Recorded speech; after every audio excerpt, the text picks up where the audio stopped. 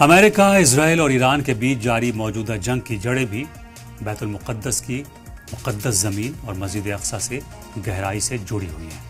یہ صرف دو ملکوں کی ایک نئی جنگ نہیں ہے، بلکہ صدیوں پرانے عقیدے، تہذیبی وقار اور سیاسی سوالات کا ایک ایسا پیچیدہ مرکز ہے جس نے پورے خطے کو آگ کے ڈھیر پر دھکیل دیا ہے۔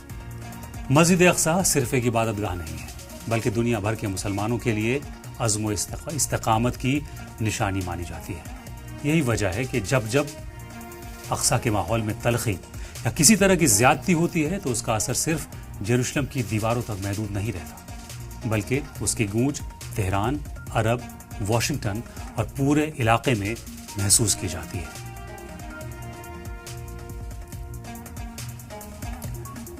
1979 کے اسلامی انقلاب کے بعد سے ایران کی فارن پالیسی کا سب سے اہم اور بنیادی مسئلہ فلسطین اور اقصی کی آزادی ہی رہا ہے۔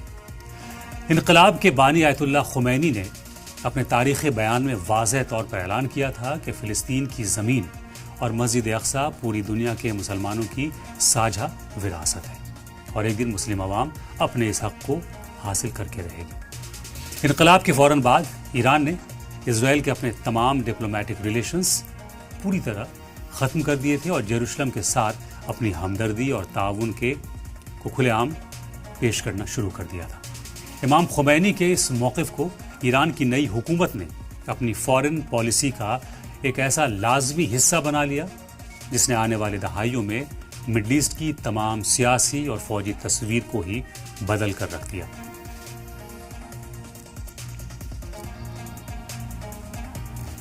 ایران کے سٹینڈ اور اسرائیل کے فلسطینیوں پر لگاتار ظلم نے اس نئی جنگ کی زمین تیار کی ہے۔ فلسطین کے شہروں کے ساتھ ساتھ اسرائیل مسجد اقصی میں بھی اپنی زیادتیاں کرتا رہا ہے۔ مسجد اقصی کے خطیبوں اور اماموں کو اکثر اسرائیلی سیکیورٹی دستوں کے ذریعے حراست میں لیا جاتا رہا ہے اور ان پر تقریروں کے ذریعے بھڑکانے کے الزام عائد کیے جاتے رہے ہیں۔ اس کے ساتھ ہی مسجد میں داخل ہونے والے عام نمازیوں کو سیکیورٹی چیک کے نام پر اتنی دیر تک روک کر رکھا جاتا ہے کہ ان کی نماز باجماعت چھوٹ جاتی ہے۔ جمعے کی نماز کے موقع پر نوجوانوں کے داخلے پر پابندی لگا دی جاتی ہے۔ بار بار بوٹ پہنے ہوئے دستوں کے ذریعے مسجد کے اندرونی حصے میں داخل ہونے، آنسو گیس کے گولے چھوڑنے اور نمازیوں کو عبادت سے روکنے کے واقعات نے فلسطینی عوام اور دنیا بھر کے مسلم ممالک کے دلوں میں غم و غصے کی ایک ایسی لہر پیدا کر دی جس نے جنگ کے نئے دور کی بنیاد رکھی۔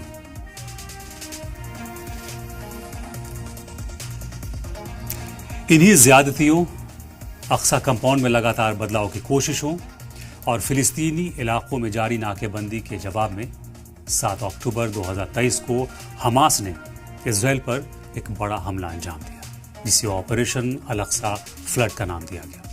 حماس نے اپنے بیانات میں صاف کہا کہ اس حملے کا سب سے بڑا سبب مسجد اقصی کی ہو رہی بے حرمتی، نمازیوں پر پابندی اور فلسطینی قیدیوں کے ساتھ ہونے والا برا برتاؤ ہے۔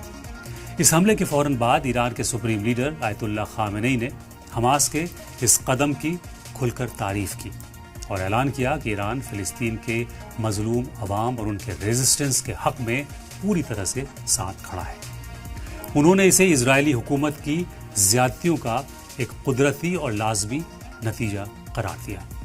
یہاں ہم یہ بھی واضح کر دیں کہ 7 اکتوبر کو حماس کے ذریعے کیے گئے حملے میں تشدد اور جبر کو ہم سپورٹ نہیں کرتے۔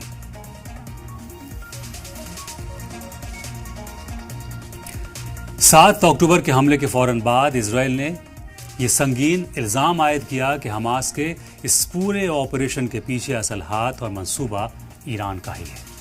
اس تناتنی نے دونوں ملکوں کے بیچ جاری کولڈ وار کو سیدھی فوجی بھیڑنت میں تبدیل کر دیا۔ اس کے نتیجے میں جون 2025 میں اسرائیل نے ایران کے اہم ٹھکانوں پر سیدھے حملے کیے، جس کے بعد دونوں ملکوں کے بیچ 12 دنوں تک شدید جنگ ہوئی۔ اس 12 روزہ جنگ نے پورے مڈل ایسٹ کے ایئر سپیس، آئل سپلائی اور اقتصادی نظام کو ہلا کر رکھ دیا اور یہ ثابت کر دیا کہ اقصی سے شروع ہوا تنازع اب ایک بڑے ریجنل وار کی شکل اختیار کر چکا ہے۔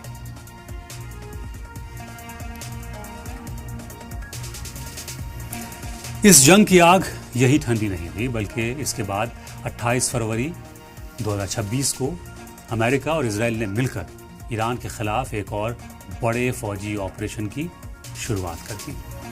امریکہ اور اسرائیلی حکمرانوں کا ماننا ہے کہ ایران نیوکلیئر ویپن بنانے کے بالکل قریب ہے۔ اگر ایسا ہوتا ہے اور ایران نیوکلیئر ویپن حاصل کر لیتا ہے تو یہ نہ صرف اسرائیل کے وجود کے لیے بلکہ پورے ویسٹرن ورلڈ کی سیکیورٹی کے لیے ایک بڑا خطرہ بن جائے گا۔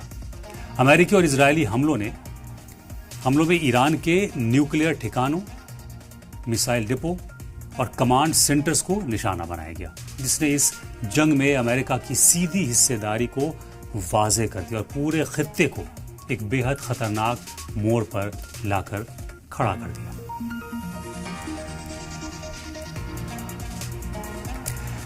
ایران کے ساتھ اس جنگ نے غزہ کو پوری طرح سے اجاڑ دیا، جس کی تصویریں ہم نے ہر روز آپ کو دکھائی ہیں۔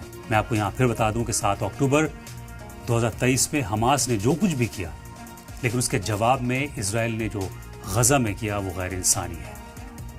70,000 سے زیادہ بے گناہ اور معصوم کی جانیں اب تک جا چکی ہیں۔ یہ سرکاری آنکڑا ہے، لیکن لینسٹ کی رپورٹ 2 لاکھ سے زیادہ بتاتی ہے۔ اور صرف غزہ ہی نہیں بلکہ مسجد اقصی پر بھی زیادتی جاری رہی۔